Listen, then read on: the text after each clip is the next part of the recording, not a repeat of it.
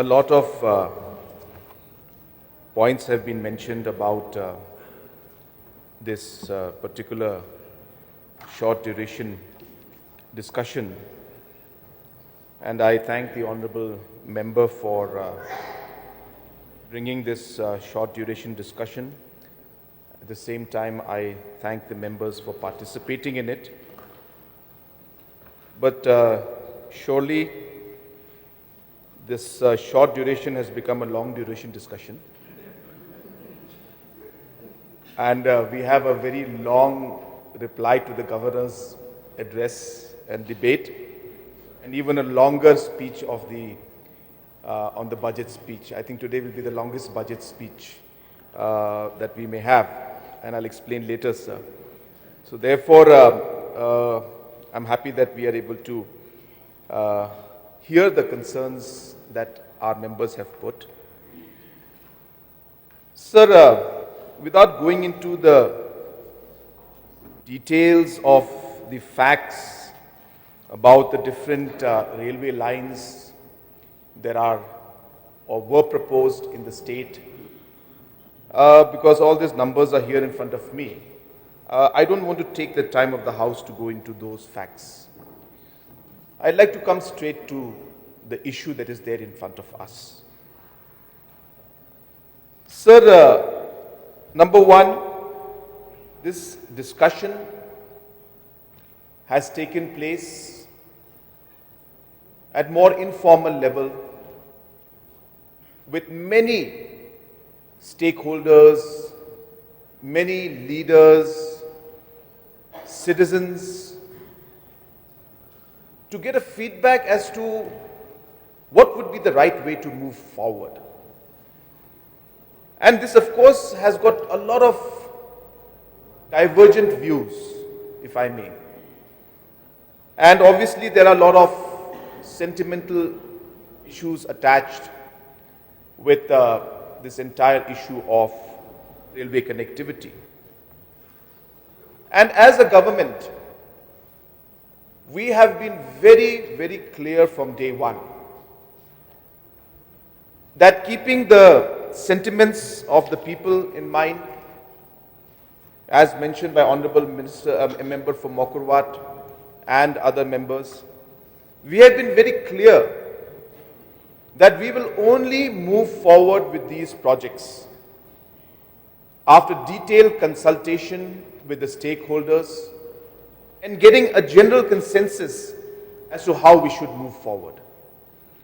And at this point in time, so let me also inform the House that the suggestion that was given to us a few days back by the Leader of Opposition is maybe one of the right suggestions to move forward. That we will call different political parties, we will call different stakeholders, let us discuss. Let us put all the facts in front. Let us put all the possibilities in front. Sometimes I'm always very big fan, I should say, of this word. Sometimes when we negotiate, we end up negotiating based on position. That this is the position I take and I will not move from it. Whereas negotiations or discussions should take place based on issues. So, is it the railway that we're against? Because if we say that, then that's a position we're taking. But whereas the issue is not railways, the issue is influx. And therefore, it is only when we bring people together can we move from this position of negotiating on positions and coming to discussion on issues. And find a way whether we can actually address all the issues concerned by taking a different position compared to what position we had earlier. And that's the basic rule of negotiation, sir. And therefore, I think this it'll be a very positive way, and I would like to share that we will be calling a meeting, number of meetings. We will get our stakeholders together. Let us put everything on the table.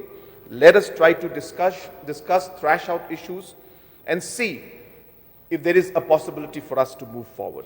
So this I would like to state, sir, as a general statement in terms of all the railway connectivity in the state. Sir, I also would like to state this, and this is something that will be one of the important points that we'll mention while the meeting happens. And I'll say it now because the whole state is listening. That Government of India, sir, has now moved the proposals for railway connectivity to every corner of the state, to almost all the state capitals. We may be one of the few or maybe the only one left today which will be left without a rail connectivity. Sir, it's not like a warning that I'm trying to say, but it's a fact that I'm trying to mention. That maybe if we miss this bus, I don't know when this opportunity will come again. And maybe we're looking at 20 years, 30 years down the line, when we look back and say, well, should we have thought of it in a different way? So I think it's very important that we realize the gravity of the situation. Yes, while we look at the different concerns, which are very genuine in terms of the different issues related with influx and infiltration, can we find a way forward to be able to meet all the needs and address all the issues and yet not lose out on this very, very important economic development that will be an important game changer for trade, for business, for our entrepreneurs, for our farmers of the state, sir. So this is one thing that I would like to state. Sir, when we were not able to move forward with the project in Bernihat and the Shillong project, the Honorable Minister and I had sat down about a year or couple of years back. And he discussed about the rest of the connectivity in the rest of the state. That's how this discussion actually started, sir. At that point in time, I said, well, sir, if you're open to this discussion, I can explore the possibility by engaging with our people and find out what is the feeling of the people at the grassroots level. And that's when, sir, the discussion, obviously, sir, I'll start with MLAs because MLAs are the elected representatives and they connect with me directly. That I mentioned this point to the elected members of Jingiatai Hills, of rest of Khasi Hills, and the rest of the state, that is Garo Hills. And I shared that there is a possibility that government may be open to reappropriating the funds that have been sanctioned or allotted this purpose for a different route. So I'm not saying it is going to happen, nor am I saying that we will do it, but can we at least ask and start the process? So this is the background with which this particular discussion started, sir.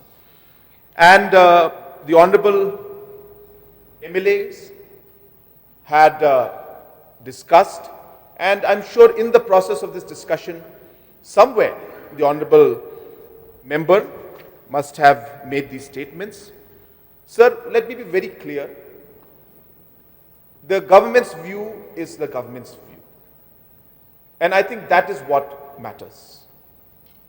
What matters is what the Chief Minister says as the head of the government and what the government spokesperson says. And I think that is what we should be focusing on. And I have made the government's stand very clear today. Therefore, sir, for us at this level to be focusing on one word or two words and then trying to dig into it and then discussing it over and over again, sir, I think it's beyond the level, I guess, of what this house should be into. Is it an issue?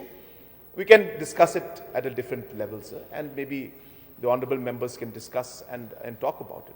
But I think here, as mentioned by our member from Settleburg, that we are talking about policies out here, sir. And therefore, I think as a policy matter, we'll focus on how we should move forward. And as Chief Minister, sir, and as the head of the government, I would like to focus on that aspect, and I would like to clarify the stand of the government, what we are here for and what is our statement, what is our stand. And as I said, for us, yes, the railway project is important. Yes, we feel it will be a very important economic development for the state. And yes, we will be losing out if we are not able to move forward. But we will only move forward when we are able to consult and take the stakeholders on board and get a general sense so that we are able to move in a positive manner forward. Therefore, this discussion can only happen once we start engaging with the stakeholders. And as suggested by the Leader of Opposition, I would want to take that route of calling the different political parties and the different stakeholders. At the same time, sir, I subscribe to the speech that was given by our Leader of Opposition today. He is the most senior person in the House, person who has seen this House through different ups and downs, debates and discussions. And of course, in his speech, he had mentioned about the fact that at certain points, the House must maintain its decorum. The House must maintain its standards. I know that we'll be very emotional about many things. And I know we will tend to make personal comments. But Meghalaya Assembly has always been known for maintaining high decorum, sir. The Governor's address always starts with that. So I would join, in fact, the Leader of Opposition to appeal to all the members. Let us rise above our individual issues that are there. They may be important at a personal level, individual levels, that's fine. But I think at the end of the day, we have to see where we are, what this House is meant to do, move forward in a constructive and in a positive way, and ensure that we discuss matters in a way that will maintain the dignity and decorum of this House. There are so many things that were said. I'm not going to, sir, again bring down the decorum by trying to reply to those issues. So I'm not going to touch on that. My main point being that we are here to serve the people of the state, to ensure that we are able to move the state forward and protect our people and our state. And with that objective in mind, we are moving forward, and that is the objective and the principle that is also driving us to take the decisions and the way we take the decisions in this government, sir. So with these few words and clarifications, I would like to resume my seat.